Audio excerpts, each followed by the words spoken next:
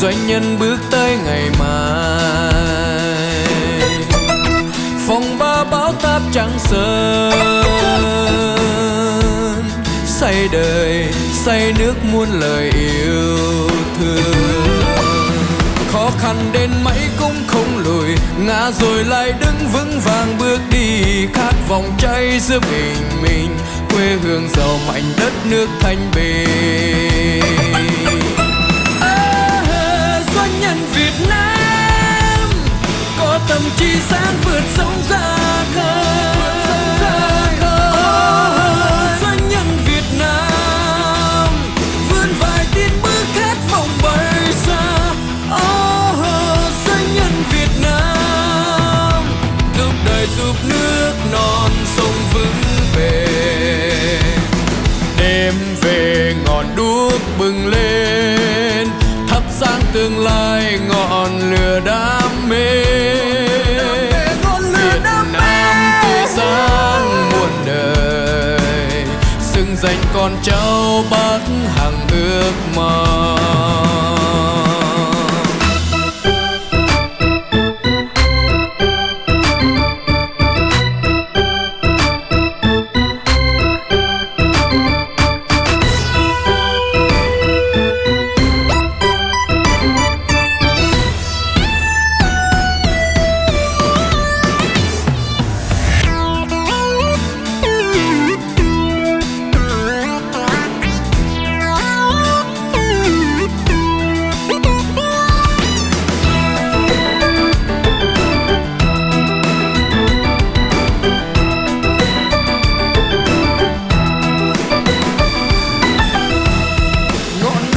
Trong đêm dài,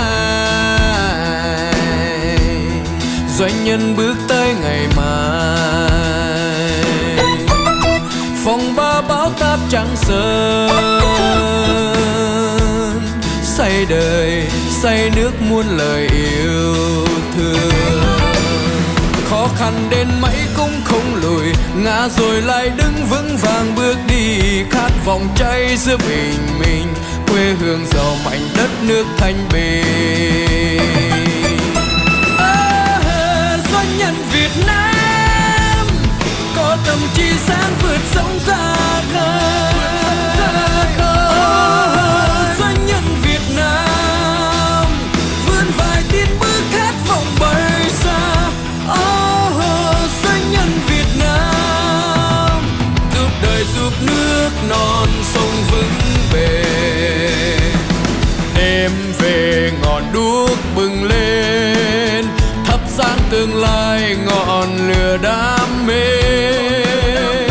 Việt Nam tươi sáng muôn đời, xứng danh con cháu Bắc hằng ước mong.